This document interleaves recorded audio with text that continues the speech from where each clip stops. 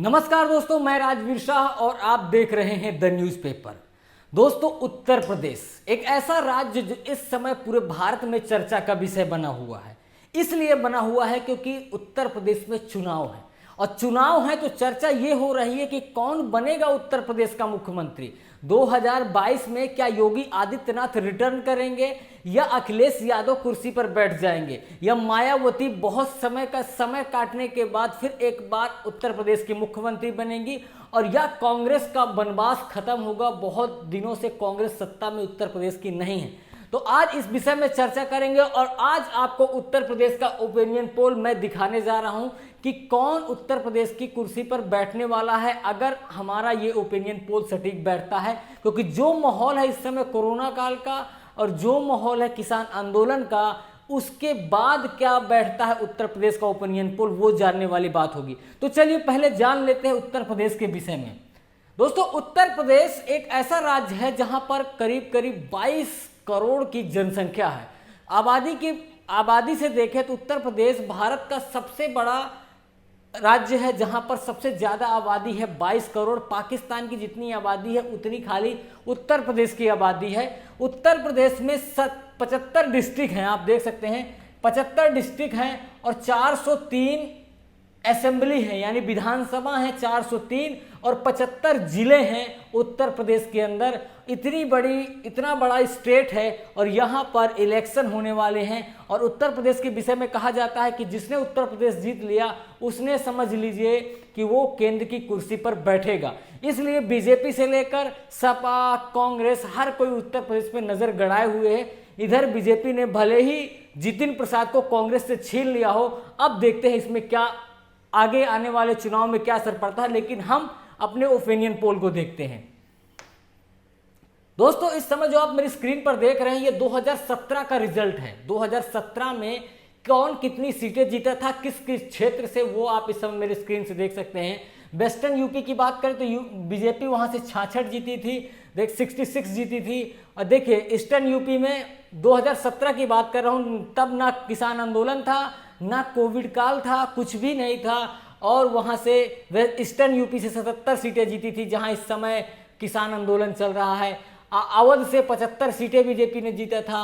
रोहिलखंड से 38 सीटें जीता था। बुंदेलखंड से 19 की 19 सीटें बीजेपी ने जीत ली थी। अब आप समझ सकते हैं कि बीजेपी का ग्राफ है।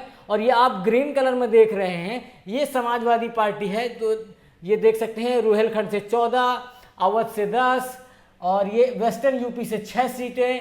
और आप देख सकते हैं बुंदेलखंड में 0 थी समाजवादी पार्टी। ईस्टर्न यूपी से 14 सीटें समाजवादी पार्टी ने जीता था। इस तरह 2017 का आप रिजल्ट देख रहे हैं। फाइनल रिजल्ट देख लेते हैं 2017 का। बीजेपी और एनडीए का जो गठबंधन था 324 सीटों के साथ उत्तर प्रदेश में वापसी की थी और सरकार बनाई थी। योगी आदित्यनाथ मुख्यमंत्री बने और अभी भी योगी आदित्यनाथ वहां उत्तर प्रदेश के मुख्यमंत्री हैं। और सपा ने खाली 54 सीटें जीती थी, बीएसपी ने 19 सीटें जीती थी और अदर्स ने 6 सीटें जीती थी। ये 2017 का रिजल्ट है। अब आप समझ लीजिए कि 2017 में बीजेपी ने कितनी बम्पर जीत, 403 असेंबली में 324 सीटें बीजेपी ने जीत ली थी उत्तर प्रदेश के इलेक्शन में। अब देखते हैं कि उत्तर प्रदेश के आने वाले इलेक्शन में जो हमारा ओपिनियन पोल कहता है, जो हमने इंटरनेट के माध्यम से लोगों से चर्चा करके जो एनालाइज किया है, वो आपके सामने हम अब रखने जा रहे हैं। बुंदेलखंड से शुरू करते हैं। इस समय आप देख सकते हैं बुंदेलखंड में 19 सीटें हैं, आप देखिए, जिसमें बीजेपी 2017 में 19 की 19 जीतती है। लेकिन इस बार बीजेपी बुंदेलखंड से खाली 14 सीटें जीत रही है और सपा 4 सीटें, बीएसपी 1 और अदर्स 0। यानी बुंदेलखंड से बीजेपी को यहां पर 5 सीटों का नुकसान हो रहा है। 2022 के उत्तर प्रदेश के चुनाव की अगर बात करें, अगर अभी चुनाव होते हैं तो इस तरह से बीजेपी वहां पर 5 सीटों से पीछे हो रही है। अब देखिए इस समय सेंट्रल यूपी देख रहे हैं। सेंट्रल यूपी यानी एंटी इनकम्बेंसी जो कहते हैं कि अगर कोई एक बार सत्ता में बैठ जाता है तो उसके खिलाफ एंटी इनकम्बेंसी बन जाती है। तो वो इस समय आप देख रहे हैं। क्योंकि कोरोना काल की बात करें तो कोरोना काल में जो भी इस समय सीटें आपको कम नजर आएंगी, कोरोना काल का काफी इंपैक्ट है। अब आप देख लीजिए बीजेपी 45, सपा 10 और बीएसपी 6, अदर्स 2। ये सेंट्रल यूपी की बात कर रहा हूँ, जहां पर हमने एनालाइज किया यहाँ पर इतनी सीटें बीजेपी पा सकती है, जबकि 2017 में 49 सीटें बीजेपी पाई थी और सपा 10 सीटें पाई थी। और अगर हम बीएसपी की बात करते हैं तो 2 सीटें पाई थी। यहाँ बीएसपी ने 4 सीटों का गेन किया, आप देख लीजिए, और अदर्स यहाँ पर 2 की 2 है। इस समय सेंट्रल यूपी की बात कर रहे हैं। अब रुहेलखंड की बात करते हैं, जहां पर 52 सीटें हैं। 52 सीटें हैं, यहां पर बीजेपी की 2 सीटें बढ़ रही हैं। अब आप समझ लीजिए, यहां पर बीजेपी की 2 सीटें बढ़ रही हैं। 2017 में 38 सीटें बीजेपी यहां पाती है, लेकिन इस बार बीजेपी यहां पर 40 सीटें पा रही है रुहेलखंड में। 52 सीटें हैं रुहेलखंड में, और सपा जो 14 सीटें पा रही थी वो 7 पा रही है, और यहां पर बीएसपी की एंट्री हो गई है, बीएसपी 5 पा रही है। ये रुहेलखंड का जो हमने एनालाइज किया वो आपके सामने है। अब अवध की बात कर लेते हैं। अवध ये एक ऐसा क्षेत्र है जो किसी भी पार्टी को सत्ता में लाने के लिए काफी इंपॉर्टेंट क्षेत्र है। ये अवध, लखनऊ की बात करें, जो एरिया है ये आसपास का लखनऊ के, अवध कहते हैं। यहां पर देख सकते हैं बीजेपी 73, उस बार अगर हम बात करते हैं तो 75 सीटें पाई थी बीजेपी। यहां पर खाली 2 सीटों का बीजेपी को नुकसान हो रहा है। अवध में 91 सीटें हैं, जहां पर खाली 2 सीटें 2017 के मुकाबले इस बार खाली 2 सीटों का नुकसान हो रहा है। सपा को 1 सीट का नुकसान हो रहा है, और यहां पर बीएसपी को बढ़त मिल रही है। बीएसपी यहां पर 2 सीटें पा रही, जबकि 2017 में खाली 6 सीटें पाई थी। सपा 10 सीटें पाई थी, और अदर्स यहां पर 1 आ रहा है, यानी एक अदर्स की भी यहां पर एंट्री हो रही है अवध की।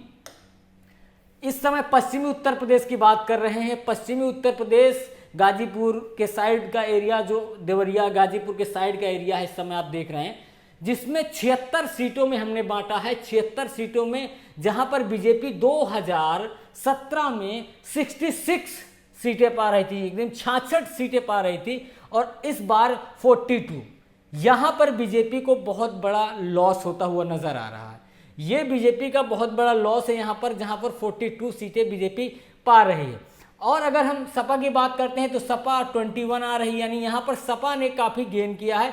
जो 2017 में 6 सीटें पा रही थी, अब यहां पर सपा 21 सीटें पा रही है। अब समझ लीजिए, सपा यहां पर वेस्टर्न यूपी में, पश्चिमी उत्तर प्रदेश में यहां पर सपा की बढ़त हो रही है, और यहां पर बीएसपी जो 3 सीटें पा रही थी, अब यहां पर बीएसपी 10 सीटों के साथ आगे आ गई है। बीएसपी भी यहां पर बढ़त पा रही, अदर्स भी यहां पर एंट्री कर चुका है, यहां पर 3 सीटें अदर्स की भी आ गई हैं। अब सबसे बड़ी बात पूर्वी उत्तर प्रदेश की बात करेंगे, क्योंकि पूर्वी उत्तर प्रदेश में जो किसान आंदोलन चल रहा है, इसका बहुत सारा इंपैक्ट पड़ने वाला है। तो पूर्वी उत्तर प्रदेश को देख लेते हैं।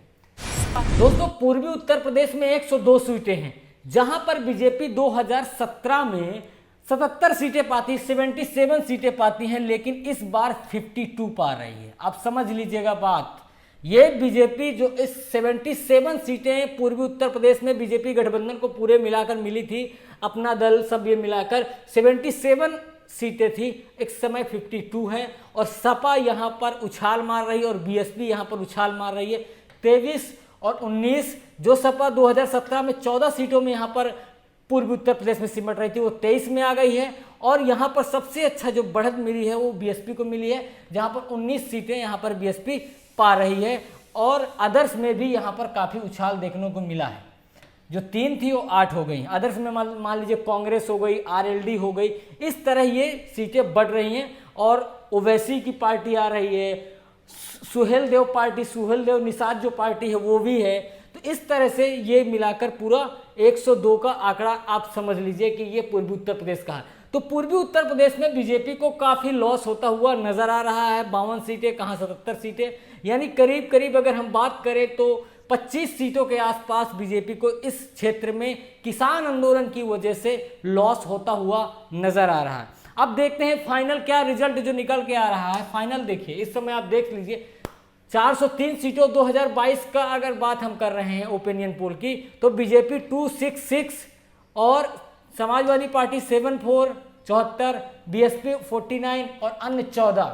इस तरह कुल मिलाकर अगर हम आज की बात करते हैं, अगर आज चुनाव होते हैं, अगर आज इलेक्शन होते हैं, तब भी बीजेपी सत्ता में आ रही है 266 सीटों के साथ। जबकि बीजेपी उस बार निषाद पार्टी के साथ उसका गठबंधन था और अपना दल के साथ गठबंधन था। अभी इस बार अपना दल के साथ बीजेपी का गठबंधन है, तो इसमें और कुछ 10 सीटों की बढ़त बीजेपी को मिल सकती है। इसमें से अगर अपना दल, अगर अन्य की जगह में बात करता हूँ, अगर बीजेपी अपना दल को अपनी पार्टी में ही रखती है, यानी एनडीए गठबंधन में ही रखती है, तो यहाँ पर बीजेपी की 10 सीटें और बढ़ सकती हैं, क्योंकि जो वोट कटेगा वो सीधा बीजेपी और अपना दल का इकट्ठा होकर बीजेपी को और 10 सीटें दे सकता है। तो ये है पूरा का पूरा ओपिनियन पोल उत्तर प्रदेश की राजनीति का। लेकिन हमने इस ओपिनियन पोल में एक चीज ये देखी कि जो ओवैसी और राजभर का, ओम प्रकाश राजभर का जो गठबंधन हो रहा है, ये एक नया थर्ड फ्रंट बनाया जा रहा है, जिसमें असदुद्दीन ओवैसी और ओम प्रकाश राजभर जो सोहेल देव समाज पार्टी के अध्यक्ष हैं, इन लोगों ने जो गठबंधन किया है, जो सोहेल देव पार्टी बीजेपी के साथ थी 2017 में, अब ओवैसी के साथ एंट्री कर रही है। तो ये गणित कितना बिगाड़ती है ये तो आने वाला वक्त बताएगा। लेकिन अगर अभी के हाल देखें तो इस समय बीजेपी 266 सीटों के आसपास, अगर अपना दल आता है तो 276 के आसपास बीजेपी दोबारा सत्ता में आती हुई नजर आ रही है। अभी का अगर माहौल देखते हैं, किसान आंदोलन का जो फर्क सबसे मुझे समझ में आया, वो समझ में आया किसान आंदोलन में, क्योंकि यहाँ पर बीजेपी को काफ़ी ईस्टर्न यूपी में, अगर हम दिल्ली नोएडा से जुड़े हुए जो क्षेत्र हैं, यहाँ पर जो समाज है उस जो किसान आंदोलन की वजह से वो काफ़ी छिटक रहा इधर उधर। तो आप समझ सकते हैं यहाँ पर बीजेपी को लॉस होता हुआ नजर आ रहा है। तो दोस्तों आप समझ गए कि कौन बनेगा मुख्यमंत्री और 2022 में उत्तर प्रदेश में किसके सर पर सजेगा ताज, आपको समझ में आ गया। तो चलिए दोस्तों फिर मिलते हैं किसी ऐसे वीडियो में। मैं हूं राजवीर शाह, आप देख रहे हैं द न्यूज़पेपर। जय हिंद।